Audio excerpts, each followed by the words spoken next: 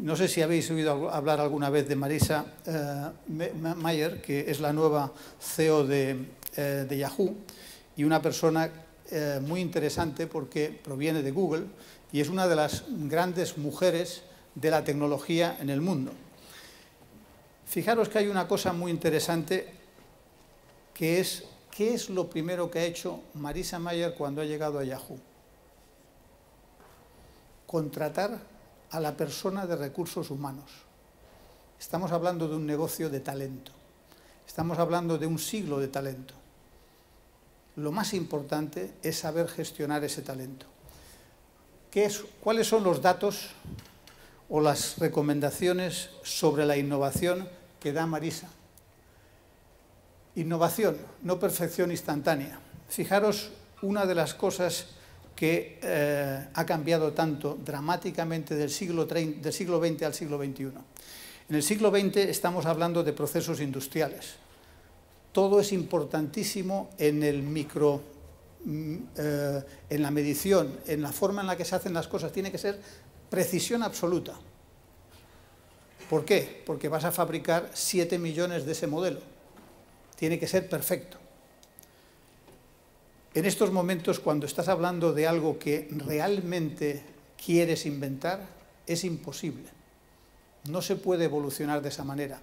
Yo tengo un amigo que se llama Dave Gray, que es el fundador de Explain, una empresa de síntesis gráfica americana, en la que nosotros teníamos una participación, y él dice que el proceso creativo es como el proceso de poner huevos. Hay que poner muchos, romper muchos, y alguno de ellos realmente de él saldrá ese cisne de la siguiente generación. Como no entendamos que no se puede innovar perfeccionando, sino que hay que innovar rompiendo, no seremos capaces de innovar. Perdón. ¿Hacia atrás cómo se mueve?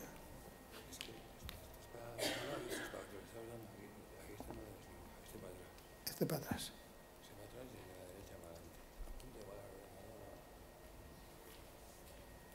Bien, las ideas provienen de cualquier sitio.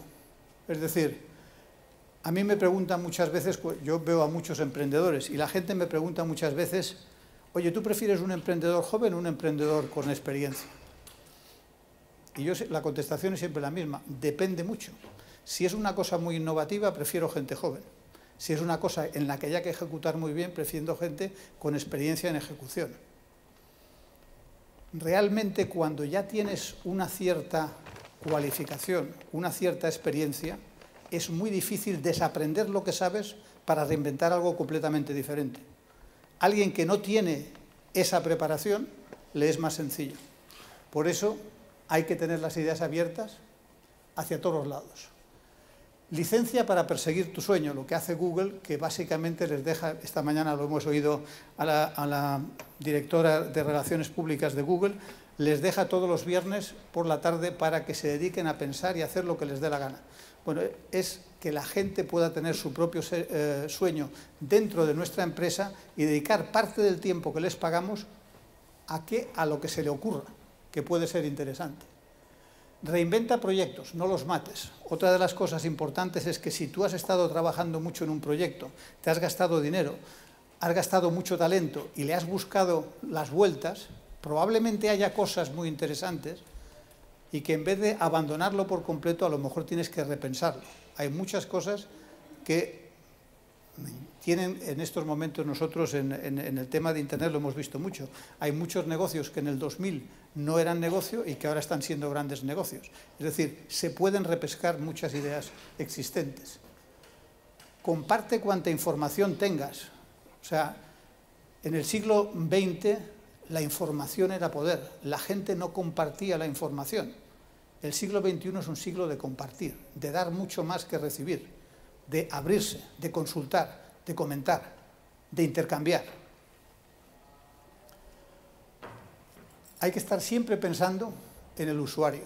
¿Quién va a usar esto? Lo hemos visto antes en la persona que hablaba de diseño. Los datos son apolíticos. Es decir, yo soy el presidente de la empresa, pero si los datos dicen que el último mono ha sacado una idea que tiene mejores resultados que los míos, se aplica su idea y no la mía. Es algo que Google lo tiene muy marcado y todas las pruebas que se hacen se miden. Y si alguien tiene la demostración de que los datos le están dando la razón, ya puede ser su jefe alguien que esté en contra del proyecto, que el proyecto seguirá adelante. La creatividad ama las limitaciones. Si tú a la gente le das mucho tiempo y mucho dinero, nunca inventa nada. Hay que decirle, mira, este es el poquito dinero que tienes y además lo necesito para pasado mañana. Y es cuando realmente la gente empieza a trabajar, a esforzarse y a conseguir cosas que parecían imposibles. Y la última, si eres brillante, estamos contratando. Es decir, si encuentras a alguien brillante en una entrevista de trabajo y no tienes un puesto de trabajo para él, invéntalo. Seguro que te merece la pena.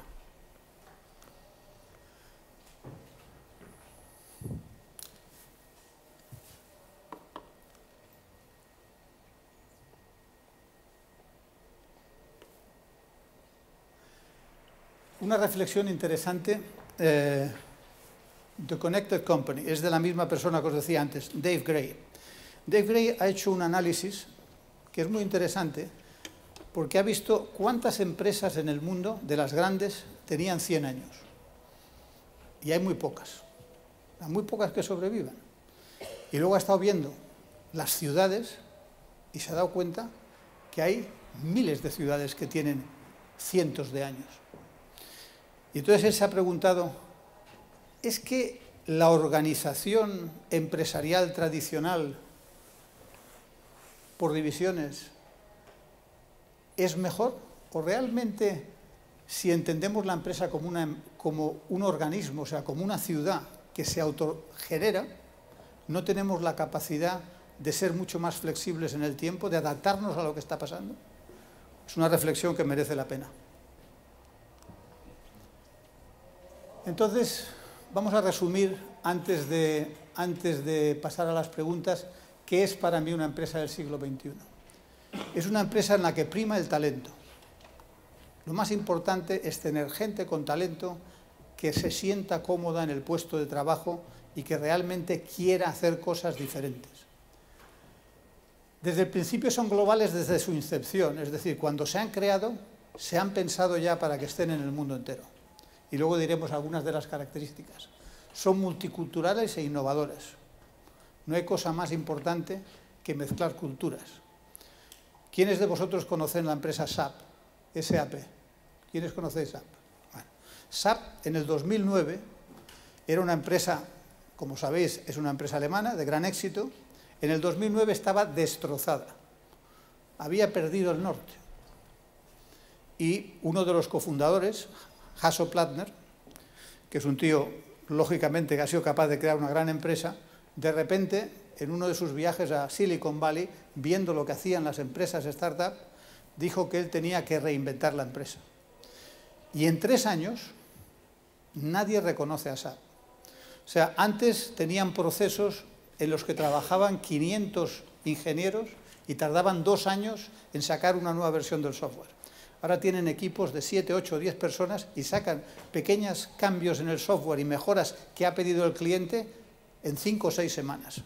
Tienen laboratorios en Estados Unidos, en Silicon Valley, en Bangalore, en India, en Shanghái, en China. Están en todo el mundo innovando, se han repartido.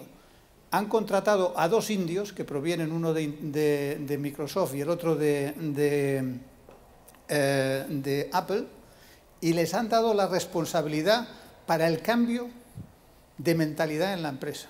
Bueno, en 3 años, una empresa gigantesca que cotiza en bolsa ha cambiado por completo. Y eso se debe al concepto de multicultural.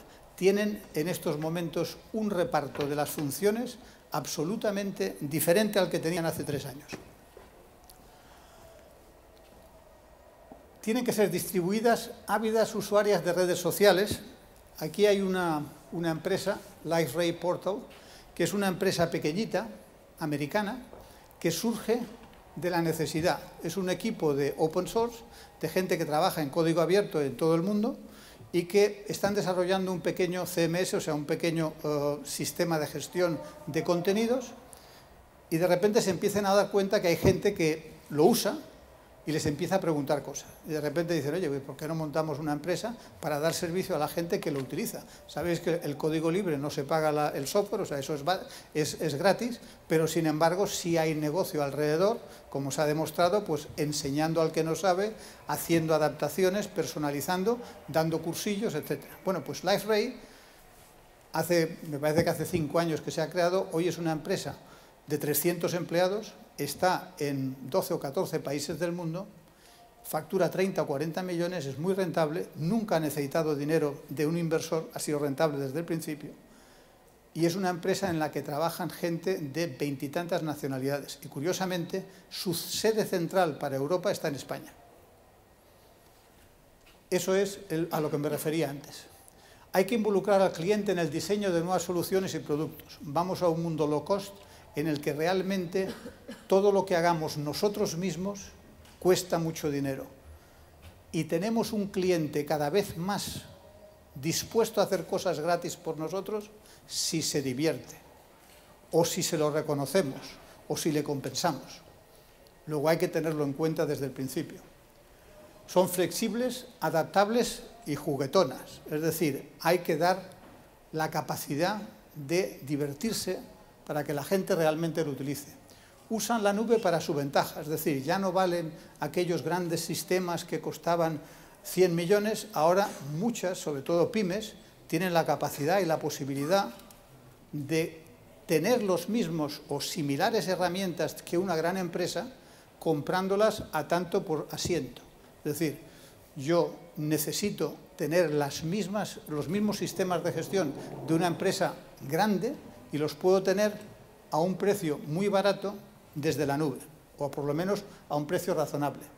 Son muy eficaces y rápidas, es decir, en esta empresa LifeRay no hay prácticamente nada más que 2 hileras de trabajo, o sea, los gestores y todos los demás son gente que está trabajando con el cliente, y los que tienen preferencia son los que están trabajando con el cliente. Es decir, los gestores se entienden como gente que tiene que facilitarles la vida a los que están trabajando con el cliente. Saben que como un organismo deben de evolucionar, es decir, se está constantemente pensando en qué cosas nuevas hacemos. Y luego son volcadas en el cliente y en sus empleados.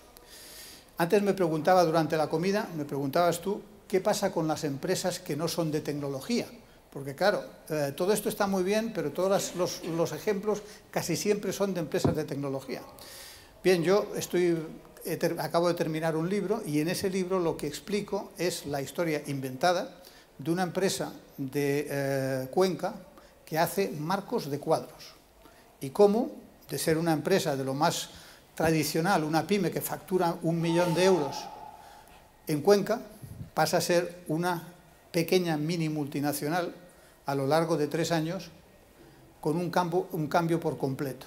Entonces, esa explicación, que yo la hago porque creo que las pymes españolas la necesitan, es cada vez para mí más seguro de que es posible en cualquier entorno modernizar la empresa y convertirla en una empresa del siglo XXI.